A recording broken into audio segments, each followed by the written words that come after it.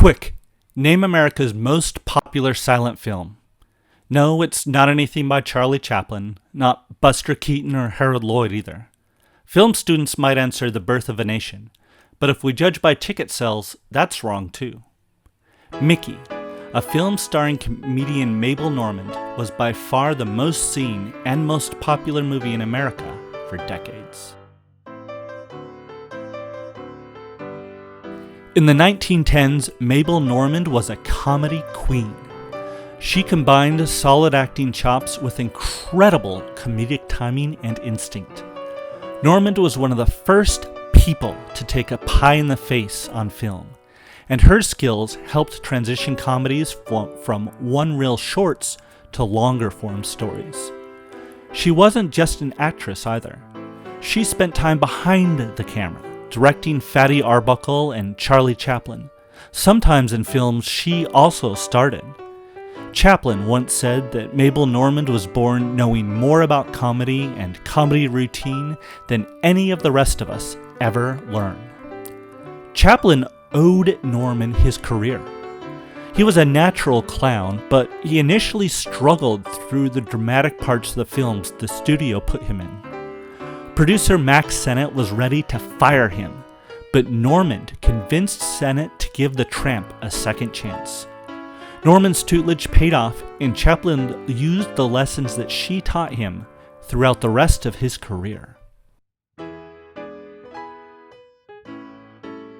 Mabel Normand's skills in drama, comedy, and stunt work were never more apparent than during the 1916 filming of Mickey. The storyline is a bit complicated. Mickey lives with her stepfather, an unsuccessful gold miner, before she is sent back east to be turned into a proper lady. Some fish-out-of-water comedy ensues, and Mickey soon has two suitors. The movie climaxes in a hilariously exciting horse race with Mickey as a surprise jockey. Now, Mickey was not a success initially. Distributors didn't know what to do with the action, comedy, romance melodrama. It was essentially shelved for about a year. Then, a miracle happened. Max Sennett was working in his Long Island office when a knock came at his door.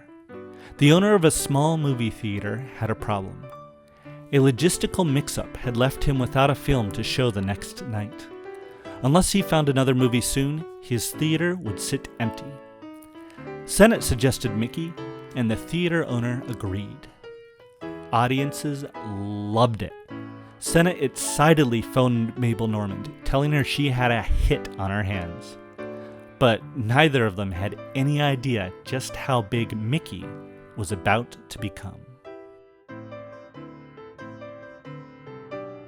Word began to spread about the film, and critics raved. No photoplay yet produced is so filled with adventure, thrills, and human emotions as Mickey, said an article in the Tattler. A review in Moving Picture World went further. Mickey is a digest of the science of producing motion pictures. It has everything imaginable that might be conceived by the most inventive producer, past or present. Audiences lined up to buy tickets in the middle of a flu epidemic that had shut down most large public gatherings. Normand herself caught the flu but survived. America was not flocking to see movies, they were flocking to see Mickey. Theater owners begged Triangle to send them prints of the film, author Timothy Dean Leffler wrote. Mickey helped Hollywood discover a new way to make money: merchandising. Memorabilia included Mickey hats, dresses, lanterns, slides, and socks. A theme song was written and released. In the first 4 days, Americans bought 500,000 gramophone records. Mickey, pretty Mickey, with your hair of raven hue, in your smiling so beguiling, there's a bit of Killarney, bit of the Blarney too. The film's popularity grew and grew. It was re-released in 1918, 1919, 1920, and 1921. According to the Tattler, next to our president, there is no better-known character in the country today than Mickey. The word Mabelescence gained circulation. A 1919 magazine explained the word Mabelescence meant anything peculiarly like Mabel Normand, which means merry and madcapish and warm-hearted and tender.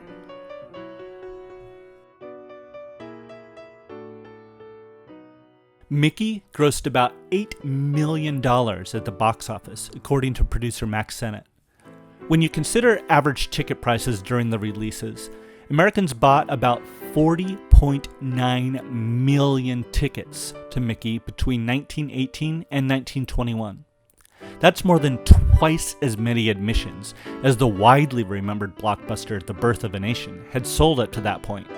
In fact, the only other film that could compete in ticket sales with Mickey was the 1914 Western The Spoilers, which sold an estimated 30.8 million. Mickey held the record for the best-selling movie of all time from 1919 to 1938 when it was finally passed by Snow White and the Seven Dwarfs.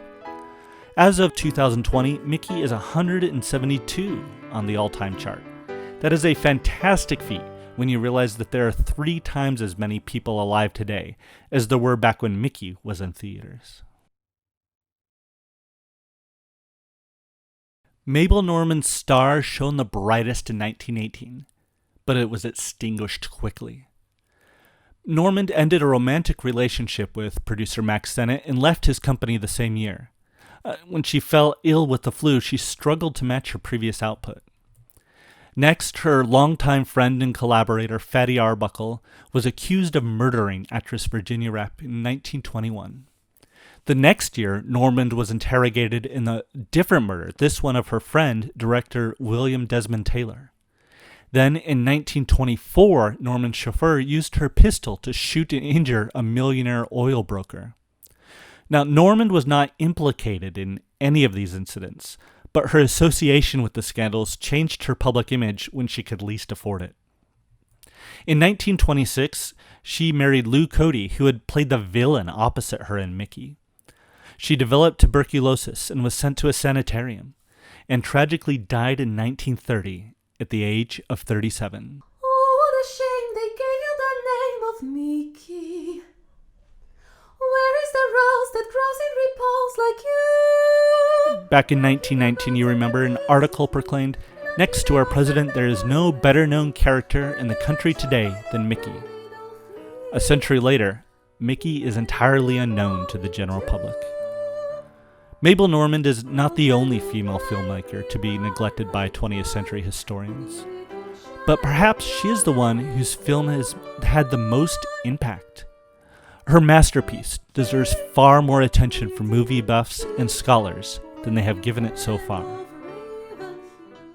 Mickey, pretty Mickey, with your hair of raven hue, in your smiling so beguiling, there's a bit of Killarney, bit of the Blarney too.